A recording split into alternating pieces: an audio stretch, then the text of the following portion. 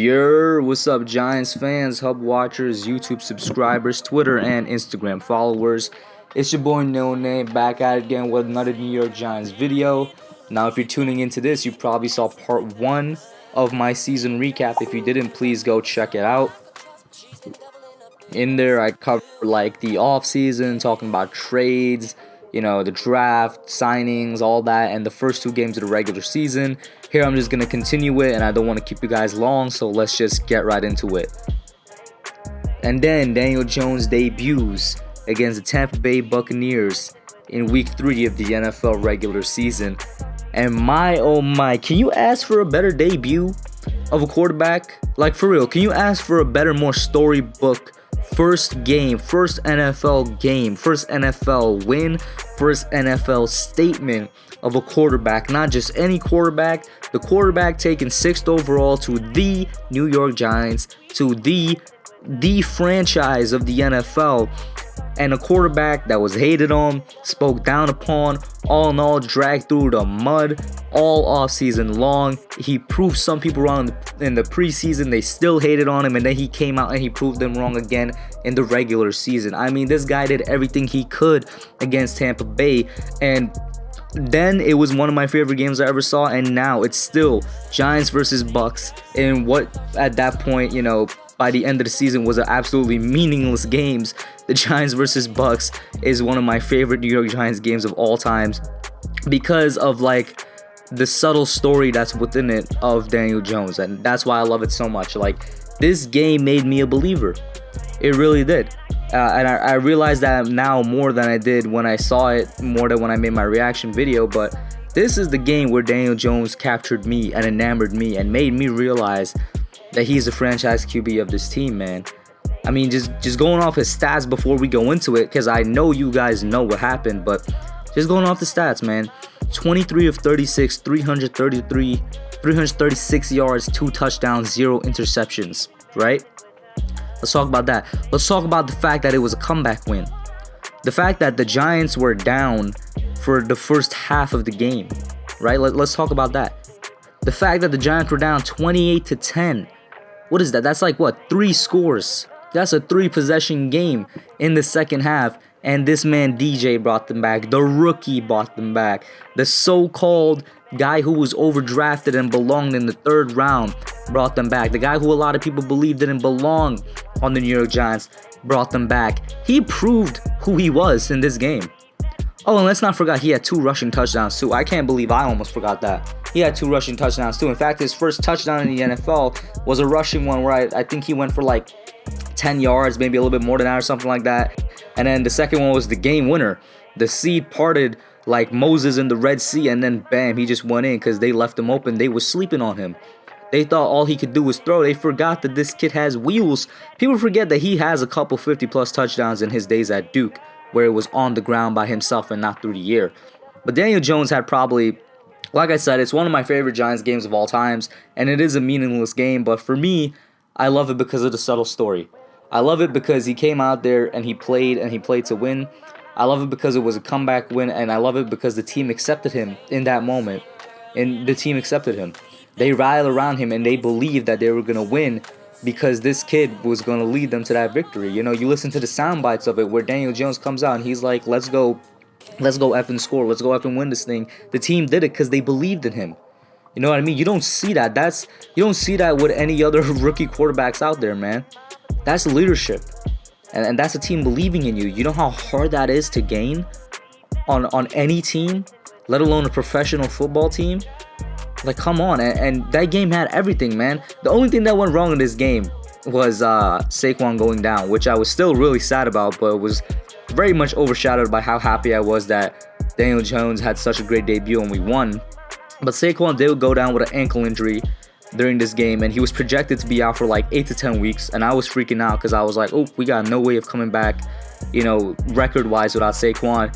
And I'll get to him later, being the freak of nature that he is, and I absolutely love Saquon Barkley too, but there was definitely some bad things in the game there, but everywhere else it had everything. It still had a good rushing game on the ground, with Daniel Jones being the leading rusher. Evan Ingram went off. Like I said, the first couple weeks in the season, he catfished us just like the Giants did in the first 2 games. He had 6 receptions for 113 yards and 1 touchdown. And I believe at this point in the season, Ingram was projected to have somewhere around 1,200 yards and like 10 touchdowns or something like that. And everybody who claimed he was going to have a breakout season, like, you know, everybody was off of it, man. Like, everybody was going off because of it. And the defense performed well too. Like, you don't have a comeback without the defense performing well. So everything looked up following this game. I mean, absolutely everything looked up. And I couldn't blame fans and myself for having a little bit of a more positive outlook. Now, I'm very skeptical. I was very skeptical because given how much the Giants put me through, it would be ashamed of me not to be skeptical after a win like that. But I was. And we entered week 4, which wasn't a complete foregone conclusion, but I did think we should win. We did win 24-3 against the Redskins. Another great game by DJ. He did have 2 interceptions, but barring that, he did fairly well. 23 of 31, 225 yards, 1 touchdown, 2 interceptions. And Wayne Gallman filled in okay for Saquon Barkley, had 63 yards on the ground and a touchdown. Leading receiver being Sterling Shepard with 76 yards, but we still really dominated the Redskins. And this was the best defensive game of the year. Defense looks stupendous, absolutely amazing. Jabril Peppers had a pick 6. Ryan Connolly had a pick. Ryan Connolly had some run stops. Ryan Connolly was all over the field. Ryan Connolly was probably the best player on defense that day. Ryan Connolly was probably our best defensive linebacker that day. Ryan Connolly was going off, and he, quite frankly, has been doing well since I think around the Bills game. But the Bucks and mostly the Redskin game was where Connolly put himself on the map. And if I'm not wrong, double check this, Redskins game was the game I'm pretty sure he got injured. And it was sad because that was the game where everybody knew who he was at that point, or at least most fans did. He really came about, you know, he was on our screens doing these amazing things, looking like quite frankly a second or first round player out there doing things that a veteran would do. I compared him to Luke Kuechly, and I know it's not just because he's white. Believe it or not, I've gotten that comment before on multiple platforms, but no, I say he's like Luke Kuechly because of his football IQ is off the charts, and because he plays the middle linebacker position, and that's what makes Luke Kuechly who he is. He's extremely smart, and he sees plays happen before they happened. And Ryan Connolly was looking very Luke Kuechly-esque in the first 4 weeks of the regular season, and he looked like an absolute steal in the draft from Gettleman and somebody that would be a cornerstone in the franchise moving forward. I still believe he is that. You know, I hope that he comes back, and no matter how long it takes, whether it's 1 year or 2 years, I hope he comes back, and I believe he can still do that. But this was the game he went out, and it's unfortunate because this was the game where everybody knew he was. Moving forward from that, the outlook for the Giants was only up. We were 2-2. We were very much in the playoff hunt. I think we were like second in the NFC East. The Cowboys were first. Were they undefeated at this point, or did they take their first loss? Whatever the case was, we were second in the NFC East with a 2-2 record. And at this point, myself and a lot of other fans kind of had a vision of how the Giants could get into the playoffs. We were like, all right, guys, we can take losses against the Vikings and the Patriots, but then we're going to have to beat the Cardinals and Lions, basically win all our games up until the Packers, and we'd be in this thing. And I was like, that shouldn't be too hard to do. The defense performing well. The offense is moving. DJ's having a great rookie year. This, that. Everything was looking up. And then, bam, we got slammed against the Vikings, right? And like I said, that was part of the plan. But it was the way we lost against the Vikings that really put anything into perspective. Put absolutely everything into perspective. The offense looked terrible. This was really where the offensive line started collapsing. Because for the first, 3 or 4 weeks of the regular season, the offensive line was actually ranked, I believe, top 10 in the league in both pass protection and run blocking. This is where the offensive line started to break down, and this is where the defense started to get exposed. Jones tried his best, 21 of 31, 182, touchdown, interception. But, he spread the ball out, but the running game just could not get going. And I'm pretty sure he got sacked a billion times that game. It was 4 or 5 times, and there was tons and tons of pressure on him.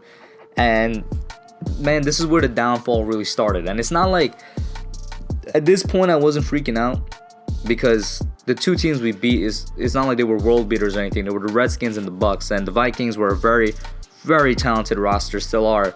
But it's the way we lost. The way we lost, and it's something I'm going to continue to say throughout the video, was really disheartening, and really bad. It just reflected on the coaching. Team looked unprepared. They couldn't get anything going. There was no adjustments, no halftime adjustments. The defense still looked like they were playing out of a different scheme and whatnot. It just didn't look right. And this is where, you know, the heat kind of really started with more people for Pat Shurmur and you know, calling for his job, calling for Betcher's job and all that. This is where the heat really started. And then we go on against the Patriots and surprise everybody and have what was really more competitive of a game than the final score suggests. The final score is 35-14, but I think going into half it was like 21-14 or something like that.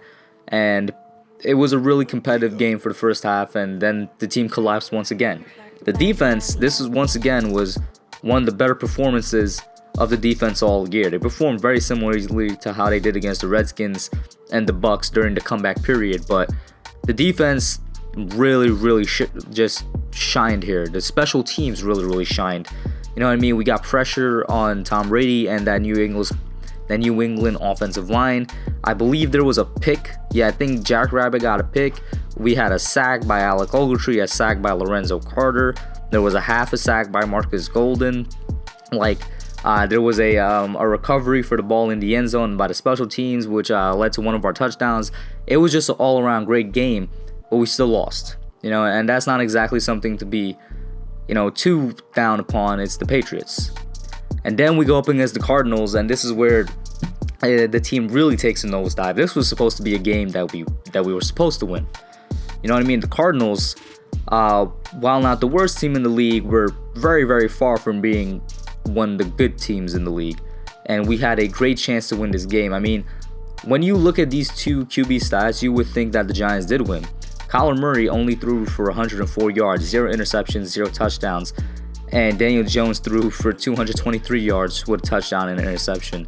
This was Saquon's return game, so like I said, this guy just sort of does everything abnormally, but it's kind of amazing. An injury that he was supposed to be out for 8 to 10 weeks on, he only was out for 3 weeks, and he claims that he could have been back sooner, but the doctors really urged him to take an extra 2 weeks of rest or something like that. So Saquon came back, and he didn't have a great game, which is expected. I mean, just coming off of an injury, only 72 yards and 1 touchdown. But the offense, despite all of its yardage, couldn't score. And they couldn't score as much as the Cardinals did. And then the defense kind of let the Cardinals score on them. The Cardinals offense, despite it being preached as, you know, the high-flying offense that it is, really is the exact opposite. They focus more on the running game, and Chase Edmonds sort of ripped the Giants apart in the running game. And then our receivers couldn't get open on a Cardinals secondary that was supposed to be one of the weakest in the league.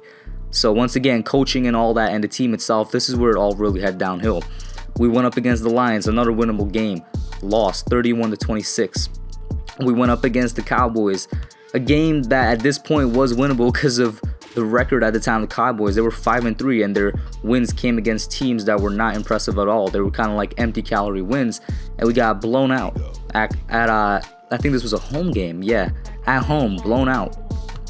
And this is really where, in addition to just, you know, the continuous, you know, consistent problems with the coaching, that Pat Shurmur just forgot to use Saquon Barkley. And the first time they faced the Cowboys, Saquon tore them up. Shurmur just was not using him at all here. And, you know, the same problems persisted. Team looked unprepared, no type of adjustments, no halftime adjustments. Defense couldn't stop anything for its life. All those problems just continued. And it just led to more and more losses. You know, we basically continued on a losing streak until the Dolphins, really. Went on a 9-game losing streak where we lost to Vikings, Patriots, Cardinals, Lions, Cowboys, Jets, Bears, Packers, Eagles. And by the way, that Eagles game was once again another game that we could have won, where we had the lead for a good amount of time and then we just blew it. Part of that goes to the defense, part of that I blame on Shurmur. But we went on a 9-game losing streak, which ties the Giants record, like, of all time, of the largest losing streaks we ever went on. And at this point, Daniel Jones did face his first injury. Luckily, he recovered, and then Eli Manning came back in. And this was the game against the Dolphins. I actually went to this game, and it was a great experience. This was, in terms of overall performance, probably the best game the Giants played. They were firing on all cylinders. Eli looked good out there. He did have 3 interceptions, But I'm gonna say at least one of those interceptions shouldn't have happened, because I think one of them came off of a tip ball from one of his receivers. But it was a great game to be at. Offense was going off. Saquon had 112 yards, 2 touchdowns, by far his best performance in a long time. Eli had 283 yards, 2 touchdowns. Sterling Shepard, 111 yards receiving. The defense was doing great. While they didn't notch up any interceptions, they were stifling the Dolphins for the most part. We had a sack from R.J. McIntosh, a sack from Dalvin Thompson, half a sack from Marcus Golden and O'Shane Ximines. It was a really entertaining game, and the feel in the air from everybody was that this was going to be Eli's last game. And so, in terms of storybook like ending type stuff, it was really a really great honor to be a part of that. And I speak more about that in my live reaction to the game and stuff like that I have up. But I absolutely love that game. It's another one of these meaningless games in a sense that it's one of my favorites, because not only was I there, but that was Eli's last game as a Giant. That was his last start as a Giant, and it was a win. It was a great win. It was a win that the team came around on. It was a win that when you were in the crowd, everybody was cheering for Eli. Everybody was supporting him, and it's something you haven't seen in a long time. I mean, there was not one person in there that didn't support Eli that day, and it was just simply amazing. I can't say enough about this game, about how much I truly appreciate it, and I loved it. And like I said, after that 9-game losing streak, the Giants, well, I guess I didn't mention it, but it's quite clear that everybody's hopes kind of went down. And with this Dolphins games, there were people that wanted to lose, because we were kind of in the race for Chase at this point. And I was one of the people that wanted to lose, but at the same time, it's like I was there, and I couldn't blame them for winning. It was just such a good feel win. And next week was really the Chase Young Bowl, but at this point, I was definitely on the tank train. I was definitely on the train for, man, just lose the games, get Chase Young, we need him. And then we go out, and Daniel Jones has probably the best game of his rookie season against the Redskins. And this was a game where if we lost, we're guaranteed Chase Young. Like, to be honest with you, we were probably going to get Chase Young if we lost this game. But Jones went out there and he said, I'm not losing. Threw for 352 yards, 5 touchdowns. One of only 3 rookies to have, I think it was like, 4 touchdown games or 5 4-touchdown games. And the only rookie ever in NFL history to have a 350-yard, 5-touchdown, 0-interception game. Saquon went off. He had 22 carries for 189 yards and a touchdown, averaging almost 9 yards a carry. Like, the offense was just booming, and the defense played amazingly. Once again, it's the Redskins, though, so not too much to get excited about, but this was the best offensive performance from the team by far, and it was kind of ill-timed. Because of this, we kind of lost Chase Young, and we'll see what happens in the draft since we're in the offseason now. But Giants low-key gifted the Redskins Chase Young in this game, where if we lost, we'd probably be at the number 2 overall pick, and we'd be kind of, selecting whoever we want, have the destiny in our own hands. But that's for another video. That's why I do off-season videos. And then the final game of the season was against the Eagles in a 34-17 loss. And this was a game where if the Giants won, I think they would have knocked the Eagles out.